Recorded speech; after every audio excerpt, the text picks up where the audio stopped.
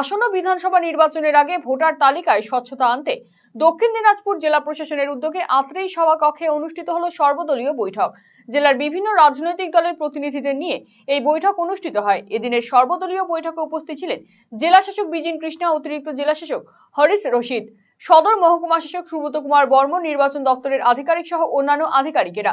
মূলত নির্বাচন কমিশনের নির্দেশেই এদিনের এই বৈঠক অনুষ্ঠিত হয়। বৈঠকের মূল আলোচ্য বিষয় ছিল বুথ লেভেল এজেন্ট নিয়োগ।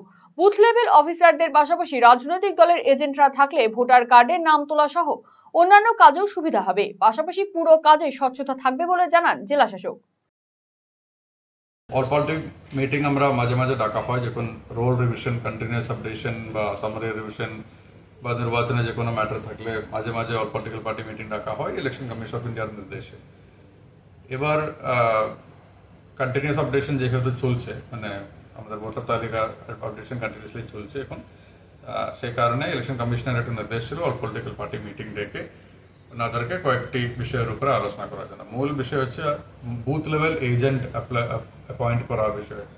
তো আমরা রিকোয়েস্ট করেছি ওনাদেরকে নতুন করে এটা ওই তালিকা সংশোধন করে বুথ লেভেল এজেন্টদের অ্যাপয়েন্ট করার জন্য। তাতে বুথ লেভেল অফিসারের সাথে বুথ লেভেল এজেন্ট প্রত্যেকটা পলিটিক্যাল পার্টি, মানে recognise political party, national party, ওনাদেরকে বলছি। তো ওনাদের লোক যদি বুথ লেভেলে থাকলে ভোটার তালিকা সংশোধন করা বা ভোটার তালিকাতে নতুন ভোটার অ্যাড করা, এই প্রক্রিয়াগুলো আরো ভালো করে ট্রান্সপারেন্ট ভাবে আমরা করতে পারবো।